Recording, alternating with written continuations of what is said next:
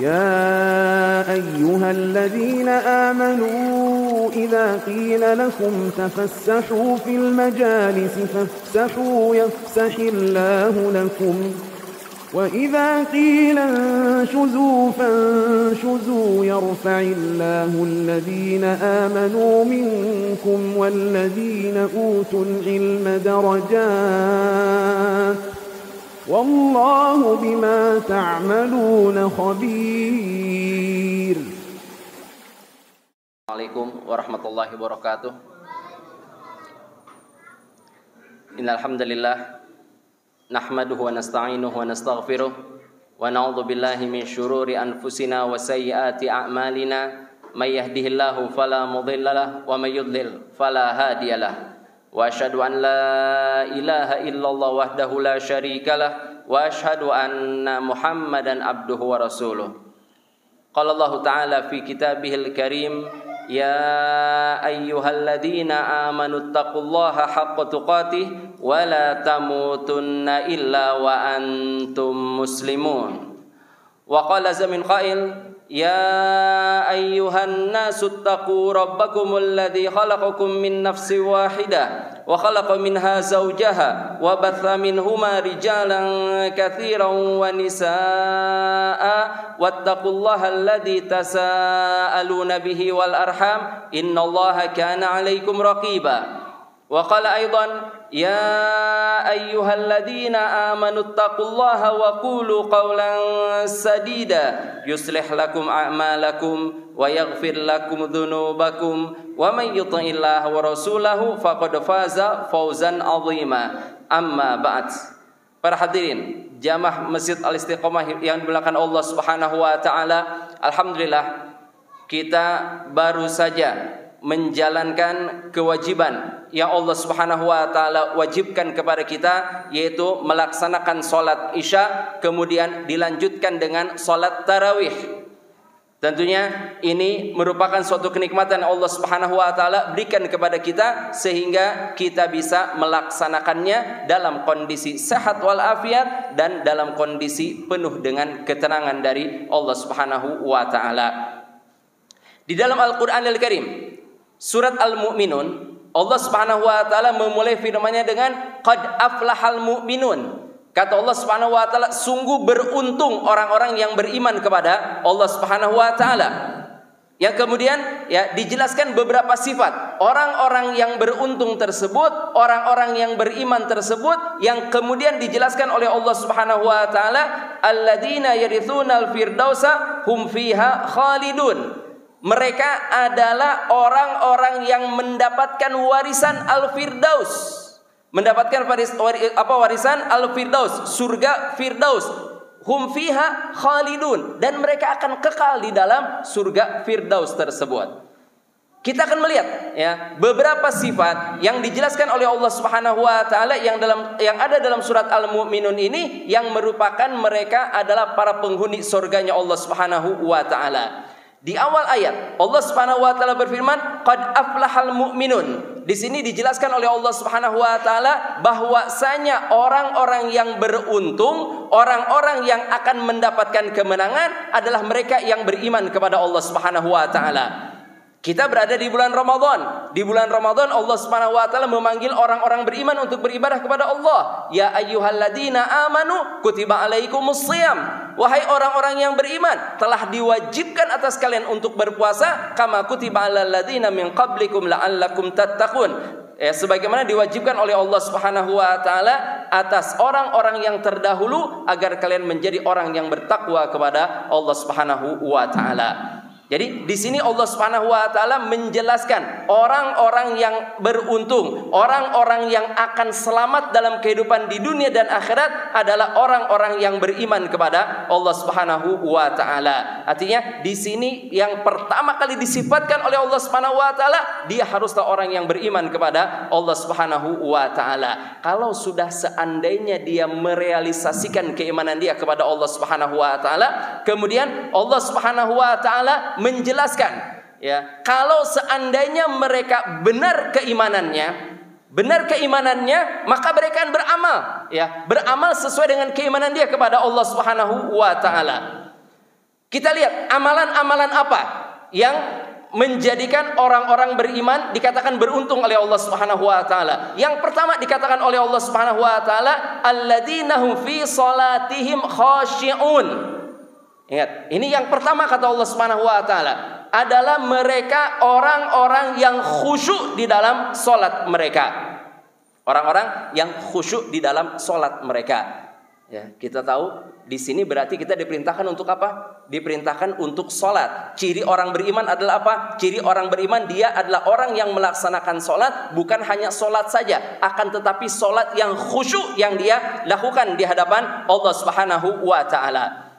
Kita dalam kehidupan kita banyak mendengarkan panggilan-panggilan. Orang tua memanggil anaknya, teman memanggil temannya, guru memanggil muridnya. Ya, kita mendengarkan panggilan-panggilan yang ada. Panggilan apa yang paling mulia? Panggilan apa yang paling agung yang kita dengar dalam kehidupan kita? Tiada lain adalah panggilan azan. Panggilan dari Allah Subhanahu wa taala untuk mengumpulkan umat manusia, mereka pergi ke rumah Allah Subhanahu wa taala untuk melaksanakan ibadah, berdiri di hadapan Allah Subhanahu wa taala. Panggilan yang terbaik, panggilan yang paling agung adalah panggilan salat, ya, agar kita bisa menghadap Allah Subhanahu wa taala. Kemudian pertemuan yang paling agung yang bisa dirasakan oleh seorang manusia bukan pertemuan dia dengan seorang presiden, bukan pertemuan dia dengan orang tuanya, bukan pertemuan dia dengan seorang mungkin pejabat, bukan pertemuan dia dengan seorang yang dia kasihi, bukan. Pertemuan yang paling agung yang bisa dirasakan oleh manusia adalah pertemuan dia dengan Allah Subhanahu wa taala. Manusia ketika dia berhadapan, ketika dia sedang sholat, berarti dia sedang menghadap Allah Subhanahu wa taala. Makanya sholat bukan sesuatu hal yang biasa, bukan ibadah yang biasa, bukan ibadah yang kita sepelekan, tapi sholat adalah ibadah yang sangat penting sekali, yang wajib setelah mengucapkan 2 kalimat syahadat. Ingat, salat, ya, semua syariat Allah Subhanahu wa taala, ibadah-ibadah diwajibkan oleh Allah Subhanahu wa taala di muka bumi ini. Allah Subhanahu wa taala mengutus malaikat Jibril memerintahkan Nabi Muhammad untuk mewajibkan ibadah-ibadah yang ada, mewajibkan puasa, mewajibkan zakat, mewajibkan apapun juga dari ibadah-ibadah kecuali salat. Salat, Allah Subhanahu wa taala tidak mengutus malaikat Jibril untuk mengabarkan bahwa salat itu wajib, tidak. Tapi apa? Allah Subhanahu wa taala mengutus malaikat Jibril untuk membawa Nabi kita Nabi Muhammad sallallahu alaihi wasallam menghadap Allah Subhanahu wa taala ke tempat yang sangat mulia sekali. Tidak ada satu makhluk pun yang sampai ke tempat tersebut kecuali Nabi kita Nabi Muhammad sallallahu alaihi wasallam. Karena kalau kita lihat dalam riwayat dijelaskan bahwasanya Rasulullah itu didampingi oleh malaikat Jibril. Didampingi oleh malaikat Jibril terus naik ke langit ke-1, ke-2, ke-3, ke-4 sampai ke Sidratul Muntaha. Kemudian begitu sampai di satu batasan, malaikat Jibril berhenti dan Rasulullah terus berjalan. Ketika Rasulullah menengok ke belakang, melihat malaikat Jibril berhenti, kata Rasulullah, "Ayo, kenapa engkau berhenti?" Kata malaikat Jibril, "Inilah batasanku," kata beliau. Kalau seandainya aku melangkah 1 langkah saja, lah taroktu, niscaya aku akan terbakar. Ya, jadi sholat itu bukan ibadah yang biasa. Sholat merupakan ibadah, ya, yang Allah Subhanahu wa taala wajibkan kepada umat manusia ini dengan dipanggil Nabi kita Nabi Muhammad SAW untuk menghadap Allah Subhanahu wa taala. Kemudian perlu kita ketahui, perhatian makan Allah Subhanahu wa taala, yang namanya kekhusyuan di dalam salat itu menentukan kehidupan seseorang. Kita terkadang dalam kehidupan kita, ya, kita menghadapi berbagai macam masalah. Makanya para ulama menjelaskan, kalau seandainya di dalam kehidupan kita, kita merasa sempit dada kita merasa sempit rezeki kita mungkin banyak ditimpa penyakit, kita banyak ditimpa dengan berbagai macam masalah. Kata para ulama, kalau ini terjadi dengan kita, maka apa yang harus kita lakukan? Ya, apa harus kita lakukan? Pergi ke seorang dokter? Tidak. Kata para ulama, perbaiki kekhusyuan Anda dalam sholat. Lihat khusyuknya Anda di dalam sholat. Kalau seandainya Anda khusyuk di dalam sholat Anda, kata para ulama, maka hubungan Anda dengan Allah Subhanahu wa taala memiliki hubungan yang sangat baik sekali. Kalau hubungan kita dengan Allah Subhanahu wa taala sangat baik sekali, maka Allah Subhanahu wa taala tidak akan menimpakan kesulitan kepada hamba yang dekat dengan Allah Subhanahu wa taala. Artinya kalau kita mengalami kesulitan dalam kehidupan kita, kenapa ya kok saya ini sulit? Kenapa ya kok ini enggak bisa-bisa? Kenapa ya kok saya enggak sembuh-sembuh? Kenapa ya masalah terus-menerus datang kepada saya? Perhatikan kekhusyuan kita di dalam beribadah kepada Allah Subhanahu wa taala. Karena di dalam dalam Al-Qur'an ayat yang lain Allah berfirman wasta'inu bis-sabri was-shalah. Ya, kata Allah Subhanahu wa taala, mintalah pertolongan kepada Allah Subhanahu wa taala dengan sabar dan salat.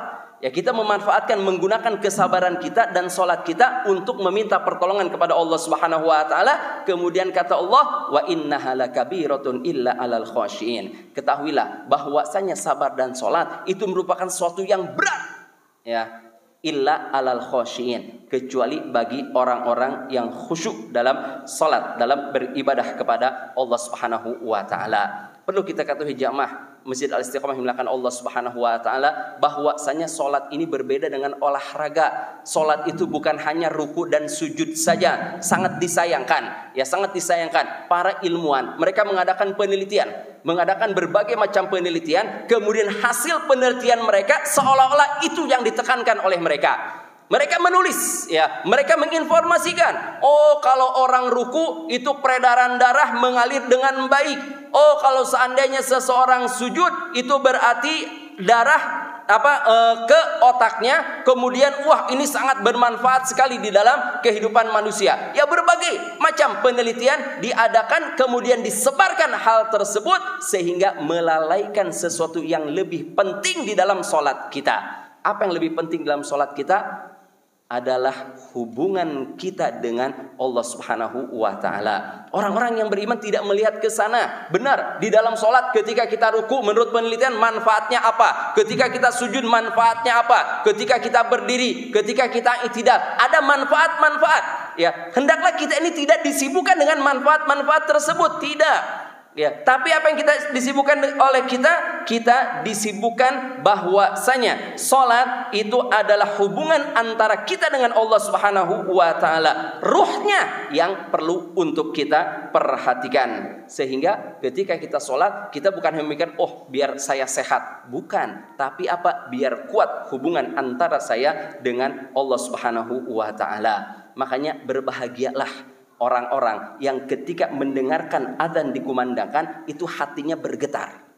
Ya, hatinya bergetar. Apa maksudnya hatinya bergetar? Artinya dia benar-benar ingin buru-buru ke masjid. Dia ingin buru-buru menghadap Allah Subhanahu wa taala. Kenapa? Inilah panggilan dari Allah Subhanahu wa taala kepada saya untuk menghadap Allah Subhanahu wa taala.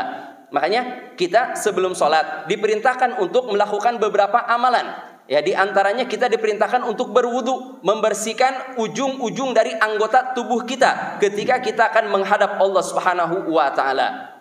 Wudu jangan dianggap sepele, wudu jangan dianggap ringan. Ingat, kalau wudu kita tidak sah, wudu kita tidak benar, maka sholat kita ikut tidak sah, maka sholat kita ikut tidak benar. Tidak mungkin seseorang akan khusyuk di dalam sholatnya kalau seandainya wudunya saja tidak benar. Makanya kalau kita lihat di dalam sejarah bagaimana para ulama dahulu itu mereka benar-benar memperhatikan wudu mereka, mereka benar-benar teliti dalam wudu mereka, ya, sebagaimana diriwayatkan dari Ali Zainal Abidin, ya, Ali Zainal Abidin itu Ali bin Al-Husain bin Ali bin Abi Thalib, bahwasanya diriwayatkan beliau ketika berwudu itu wajahnya pucat, ya. Wajahnya itu pucat, ya, ronanya itu berubah, warna wajahnya itu berubah. Faqila lahu fi dzalik. Maka ada orang yang bertanya, ya, kenapa Anda ini ketika berwudu kok wajah Anda pucat?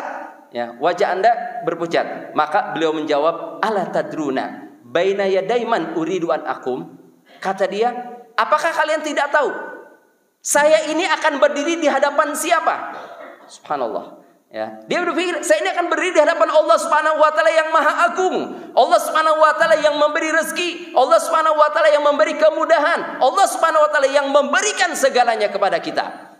Coba kita lihat, kita kalau seandainya ditanya nih, kita misalnya diundang oleh seorang presiden misalnya, apa yang kita lakukan? Wah, kita benar-benar bersiap-siap. Ya, kita benar-benar bersiap-siap. Jangan sampai ada sesuatu yang mungkin menjadi kecewa presiden ketika melihat kita. Kita benar-benar rapi. Kita benar-benar dalam keadaan bersih. Ya, sementara ketika kita akan menghadap Allah Subhanahu wa taala, terkadang kita tidak memperhatikan penampilan kita, kita tidak memperhatikan kebersihan kita, padahal kebersihan itu merupakan syarat diterimanya ibadah kita kepada Allah Subhanahu wa taala. Diriwayatkan juga dari Hatim Al-Asam bahwasanya apabila beliau berwudu itu beliau pucat wajahnya, ya, dan tampak rasa takut dan kekhusyuan dari wajahnya tersebut. Ketika ditanya, faqala, ya, kenapa Anda bisa seperti ini?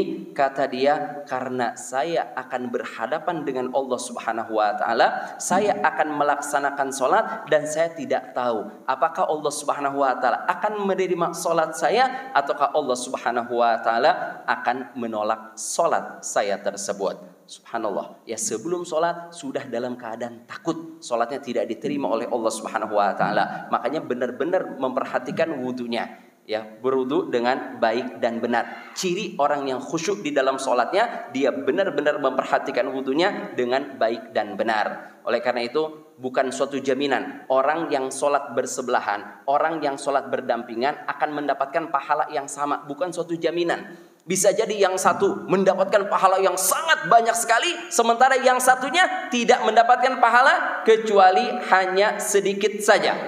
Ya, kecuali hanya sedikit saja. Sebagian orang, ya, kaum muslimin secara umum itu kita tahu ketika akan melaksanakan sholat dimulai dengan apa? Dimulai dengan takbir, takbiratul ihram, dengan mengatakan Allahu Akbar. Apa artinya Allahu Akbar? Allah Maha Besar. Artinya tidak ada yang lebih besar dibandingkan dengan Allah Subhanahu wa taala. Ya, kita ketika menghadap Allah Subhanahu wa taala kita bertakbir Allahu Akbar, mengikrarkan dalam diri kita bahwa Allah Subhanahu wa taala Maha Besar. Tapi jujur enggak kita? Kita jujur enggak dengan mengatakan Allah Subhanahu wa taala yang Maha Besar? Tidak ada yang lebih besar dibandingkan dengan Allah Subhanahu wa taala. Jujur enggak kita?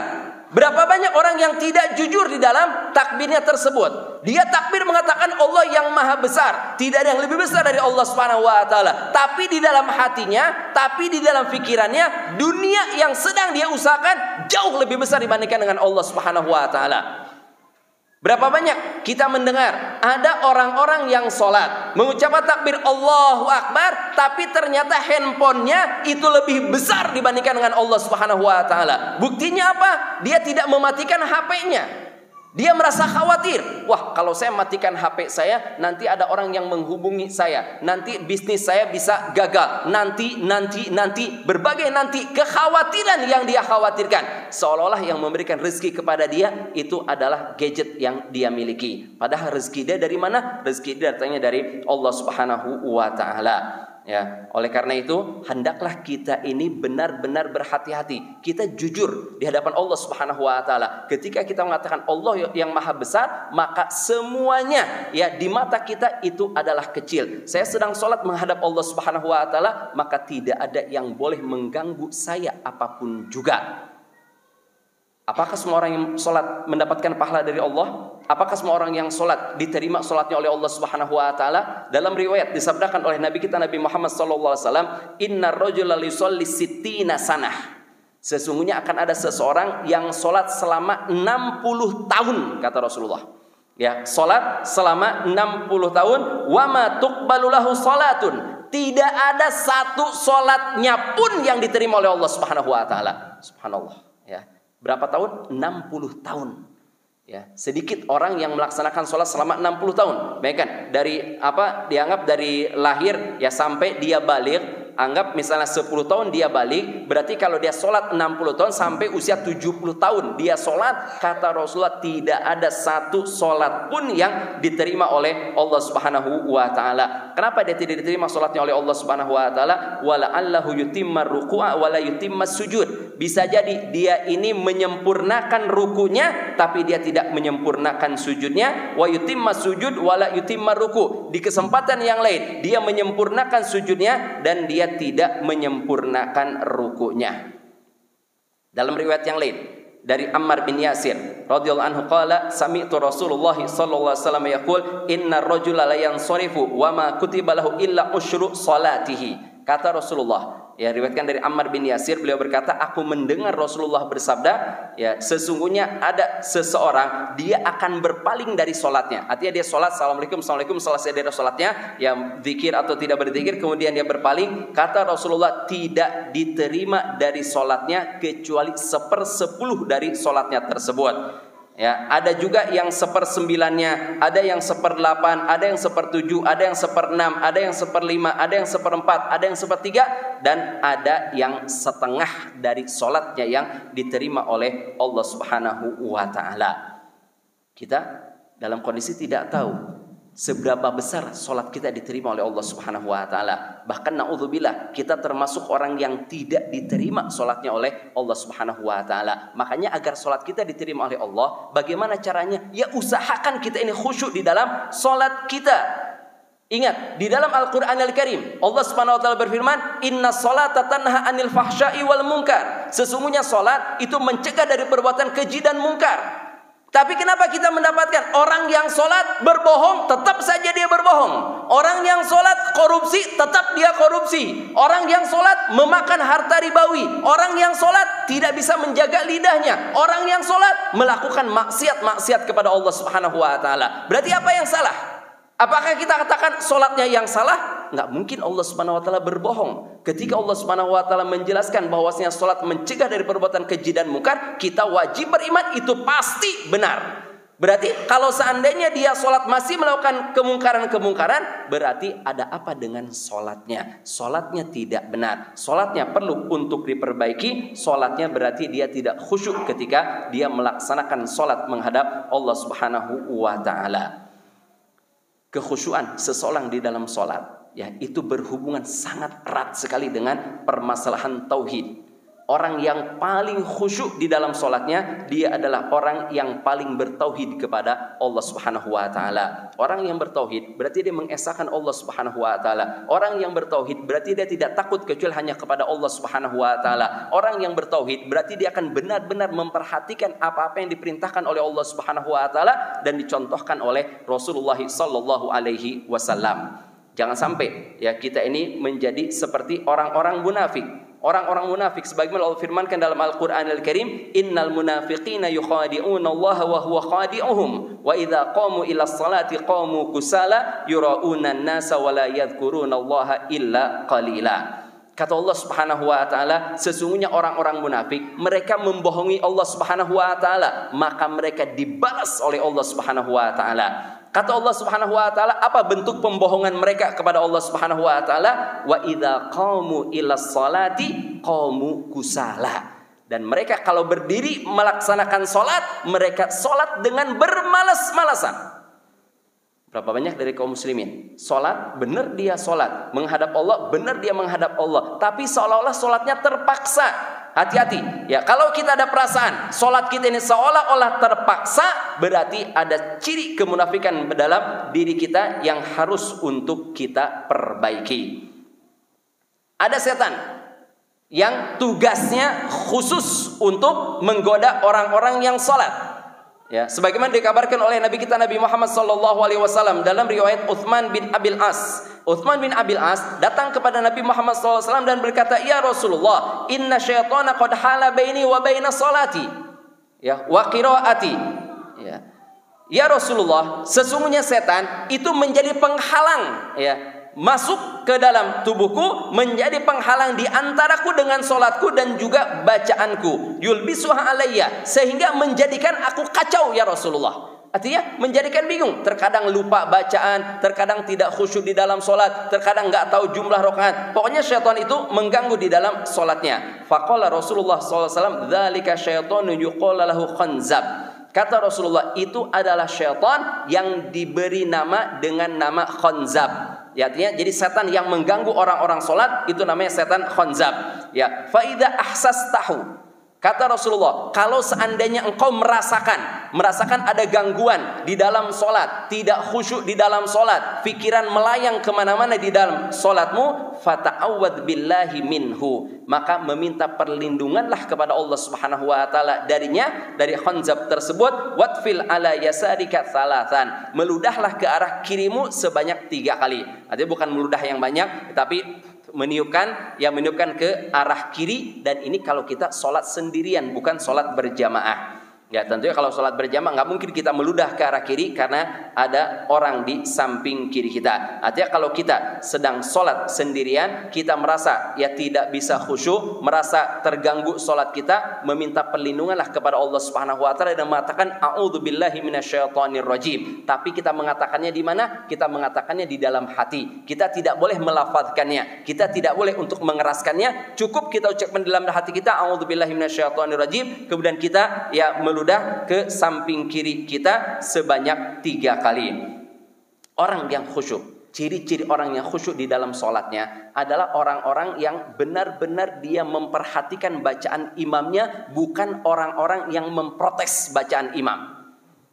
Berapa banyak kita mendengar dari kaum muslimin, imam sedikit memanjangkan sholatnya, ngomel-ngomel. Ya, imam sedikit memanjangkan sholatnya, bukan panjang bacaan panjang sekali, tidak, sedikit memanjangkan sholatnya. Selesai sholat, ngomong ke sana ngomong kemari, saya ini sibuk, saya ini banyak pekerjaan. Subhanallah, lebih besar mana pekerjaan Anda dengan Allah Subhanahu Wa Taala?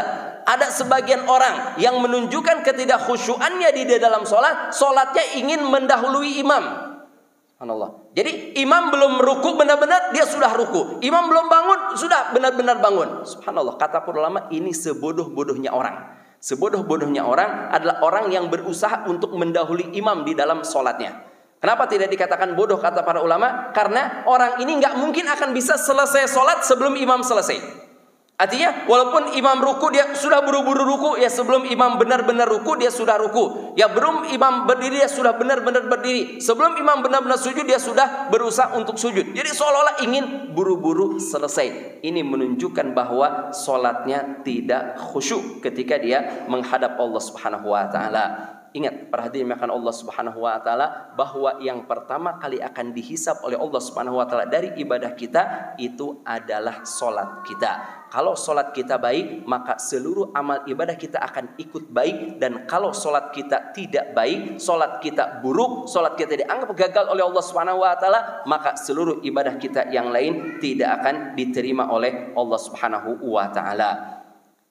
Doa yang paling agung ada di mana? Doa yang paling agung ada dalam surat Al-Fatihah. Bukan doa-doa yang lain, bukan Rabbana atina fid dunya hasanah wa fil akhirati hasanah wa qina adzabannar, atau mungkin Allahumma ya muqallibal qulub tsabbit qalbi ala dinik. Bukan doa apapun juga. Doa yang paling agung adalah kita membaca surat Al-Fatihah. Kenapa dikatakan itu doa yang paling agung? Karena itulah yang diajarkan oleh Allah Subhanahu Wa Taala kepada kita.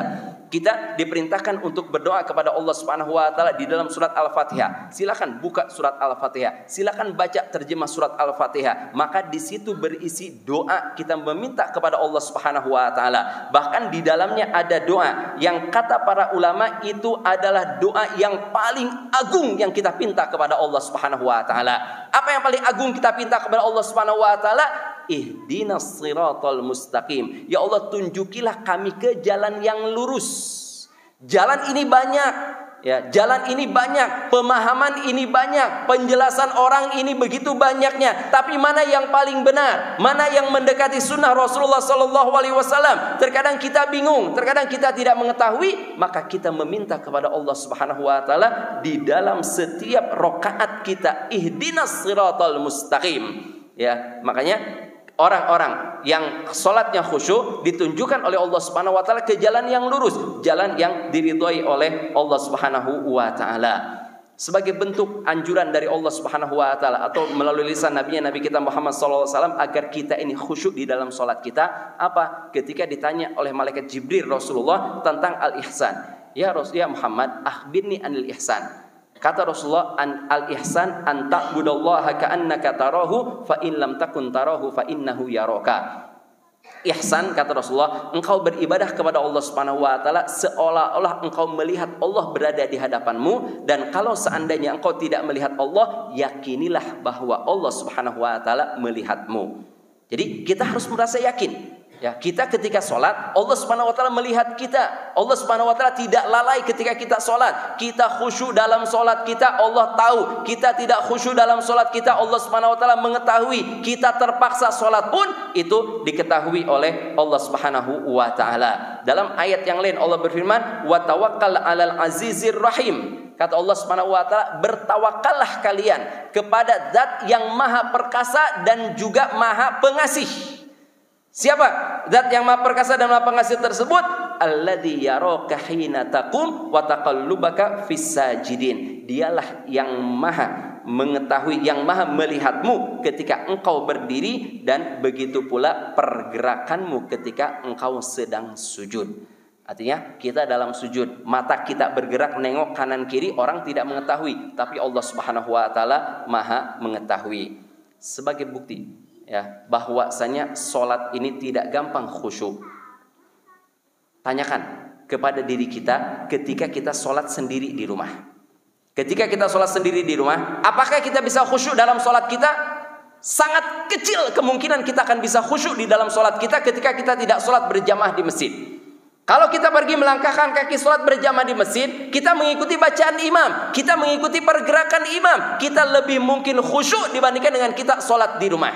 Perhatikan, kalau kita sholat di rumah misalnya, kita terlambat ke masjid, atau mungkin kita terlambat pulang, nyampe di rumah, masjid mungkin sudah bubar, kita melaksanakan sholat di rumah. Apa yang kita baca di dalam sholat kita di rumah? Apakah kita membaca surat-surat yang panjang? Apakah kita mengeluarkan hafalan-hafalan kita baca di dalam sholat kita? Enggak. Orang-orang yang rajin sholat di rumah tidak jauh dari surat-surat pendek dalam Al-Quranul Karim. Selalu baca Qul huwallahu ahad lagi, Qul huwallahu ahad lagi. Baca surat Al-Kautsar lagi, Al-Kautsar lagi. Baca surat Al-Asr lagi, surat Al-Asr lagi. Selalu surat-surat yang pendek.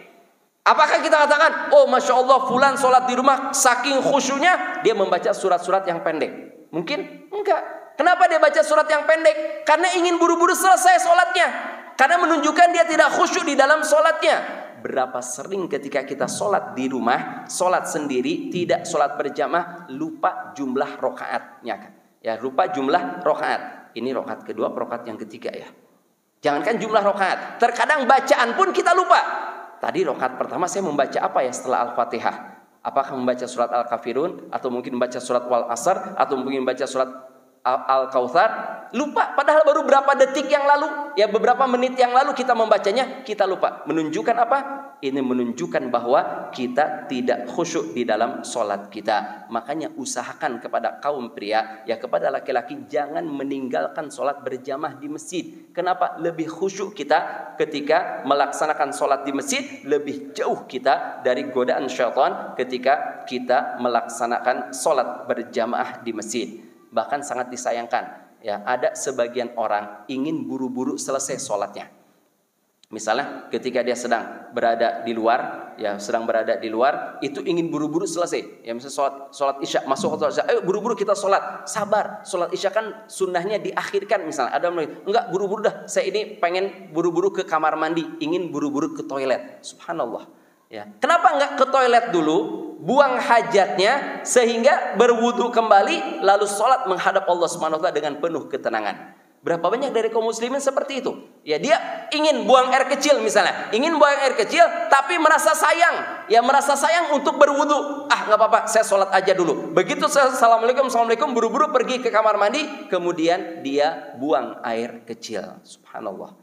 Ya ingat, di dalam hadis dijelaskan oleh Rasulullah SAW bahwasanya orang yang menahan akhbatsaini, orang yang menahan ya kotoran yang akan keluar dari depan ataupun dari belakang, itu buang air kecil ataupun buang air besar, itu menyebabkan sholatnya tidak diterima oleh Allah Subhanahu wa taala. Kenapa? Karena dia tidak khusyuk. Orang-orang yang khusyuk di dalam sholatnya, perhatikan jamaah Masjid Al-Istiqomah yang melakukan Allah Subhanahu wa taala, dia adalah orang-orang yang menunggu adzan sudah berada di dalam masjid.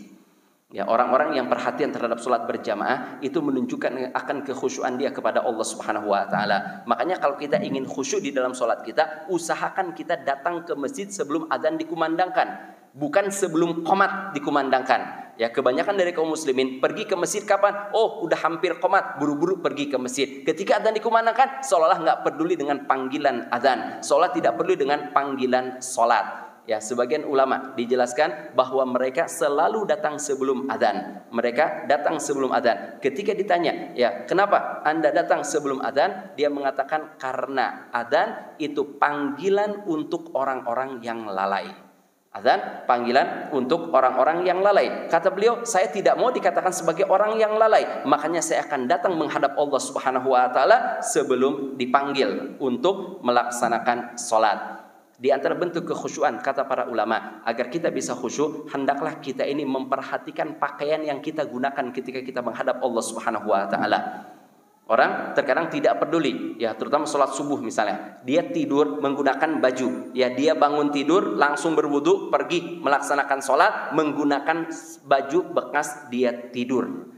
Padahal apa kata Allah Subhanahu wa taala? Ya bani Adam khudhu zinatakum inda kulli masjid. Kata Allah Subhanahu wa taala, wahai anak Adam, ambillah perhiasanmu, pakailah pakaian yang terbaik untukmu ketika engkau akan salat, akan pergi ke masjid, gunakan pakaian yang baik. Kenapa kita akan menghadap Allah Subhanahu wa taala? Coba kalau seandainya misalnya kita dikatakan kepada kita, oh nanti jam 10 akan ada pertemuan, ya pertemuan dengan seorang pejabat, anggap dengan wali kota, akan ada pertemuan dengan wali kota. Kira-kira kita pulang dulu nggak ke rumah mengganti pakaian, ataukah kita menggunakan pakaian yang kita gunakan untuk sholat di masjid ini? Mungkin kebanyakan kita mengatakan, wah kayaknya nggak layak nih kalau saya menghadap wali kota dengan menggunakan pakaian ini. Saya harus pulang dulu, saya harus mandi dulu, saya harus menggunakan pakaian yang rapi dulu, saya harus pakai minyak wangi terlebih dahulu, baru saya pergi untuk bertemu dengan wali kota tersebut. Subhanallah, mana yang lebih agung? Seorang wali kota kah atau dengan Allah Subhanahu wa taala? Kalau untuk bertemu dengan manusia, kita menggunakan pakaian yang rapi dan bersih, kita menggunakan wewangian. Kenapa? Ketika kita menghadap Allah Subhanahu wa taala, kita tidak menggunakan pakaian yang bersih dan tidak menggunakan wewangian. Ingat, orang yang khusyuk di dalam sholatnya, dia selalu berusaha untuk sampai di masjid dan mendapatkan takbiratul ihram bersama imam. Sanggup nggak kita? Dalam riwayat dijelaskan para ulama ada yang 40 tahun tidak ketinggalan takbiratul ihram. Bayangkan 40 tahun. Bahkan dalam sejarah dijelaskan ada seorang ulama ketika terlambat takbiratul ihram dia menangis. Ketika ditanya, kenapa Anda menangis? Kata dia, selama 30 tahun saya tidak pernah ketinggalan takbiratul ihram. Baru sekarang saya ketinggalan takbiratul ihram. Menangis terlambat, ketinggalan takbiratul ihram. Bukan menangis ketinggalan tidak mendapatkan sholat berjamaah. Takbiratul ihram saja terlambat, itu sampai meneteskan air mata. Coba kita usahakan. Bisa nggak kita nggak terlambat dari takbiratul ihram? Paling nggak 40 hari. Ya, 40 hari bisa nggak kita berusaha? Di dalam hadis disabdakan oleh Nabi kita Nabi Muhammad sallallahu alaihi wasallam, "Man shalla lillahi arba'ina yauman." Barang siapa yang salat ya karena Allah Subhanahu wa taala selama 40 hari fi jamaah, di dalam salat berjamaah, yudriku takbiratul ula, dan dia mendapatkan takbir yang pertama, mendapatkan takbiratul ihram, kutibat lahu baro'atan, maka akan ditetapkan untuknya 2 kebebasan. Ya, ingat ya, 40 hari sholat berjamaah tidak ketinggalan takbiratul ihram akan mendapatkan 2 kebebasan, kata Rasulullah SAW. Baro'atun minan nar wa baro'atun minan nifaq. Ya, kebebasan dari neraka jahanam, api neraka, dan yang kedua akan dibebaskan oleh Allah Subhanahu wa taala dari kemunafikan. Hadis ini hadis yang diriwayatkan oleh Imam Tirmidzi dan dihasankan oleh Syekh Nasruddin Al-Albani. Lihat, ya di sini kata Rasulullah, kita sanggup nggak 40 hari? Ya 40 hari nggak ketinggalan takbiratul ihram. Artinya benar-benar sholat 50 waktu, 5 waktu. Ya sholat subuh, zuhur, asar, maghrib, isya selalu berjamaah. Tidak harus di satu masjid. Ya bisa di masjid mana saja, yang penting kita tidak ketinggalan takbiratul ihram. Ingat, kalau kita bisa berhasil 40 hari tidak ketinggalan takbiratul ihram, kata Rasulullah SAW, maka kita akan terbebas dari 2 yang sangat kita takutkan. Apa? Api neraka jahanam, dan yang kedua adalah kemunafikan. Kemudian yang terakhir yang perlu untuk kita perhatikan agar kita bisa khusyuk di dalam sholat kita, ingatlah bahwasanya kita ini dianjurkan untuk berdoa, dianjurkan untuk selalu meminta kepada Allah Subhanahu wa taala. Kita dipenuhi dengan doa. Ketika kita pergi ke masjid, keluar dari rumah kita dimulai dengan doa. Nyampe di masjid, masuk ke dalam masjid dimulai dengan doa. Menghadap Allah Subhanahu wa taala untuk sholat dimulai dengan doa iftitah. Ya, dimulai dengan doa. Perhatikanlah dengan baik doa-doa tersebut, dan perhatikanlah bacaan-bacaan yang kita baca di dalam sholat kita. Orang yang khusyuk adalah dia yang tahu apa yang dia baca. Kita terkadang ya sampai bertahun-tahun kita membaca Qul huwallahu ahad, misalnya surat Al-Ikhlas. Ketika ditanya apa sih arti Allahus Somad? Wah, saya nggak tahu apa itu arti Allahus Somad. Yang jelas saya baca aja di dalam sholat saya surat Al-Ikhlas. Saya nggak pernah memperhatikan ya maknanya, makna yang ada di dalam surat tersebut. Gimana kita bisa khusyuk ketika kita tidak mengetahui apa yang sedang kita baca? Kita berharap mudah-mudahan Allah Subhanahu wa taala memudahkan segala urusan kita. Allah Subhanahu wa taala menjadikan kita orang-orang yang dimudahkan untuk mempelajari Al-Qur'anul Karim, kemudian mengamalkannya di dalam kehidupan kita sehingga kita bisa khusyuk di dalam salat kita, dan apapun yang kita lakukan di dalam salat kita ya akan diterima oleh Allah Subhanahu wa taala. Inilah sifat pertama dari ciri orang-orang yang beriman yang dikatakan oleh Allah Subhanahu wa taala mereka adalah orang-orang yang beruntung, yaitu mereka khusyuk di dalam salatnya. Kurang lebihnya mohon maaf. Wallahu a'lam bissawab. Subhanakallahumma bihamdika asyhadu an la ilaha illa anta astaghfiruka wa atubu ilaik. Wassalamualaikum warahmatullahi wabarakatuh.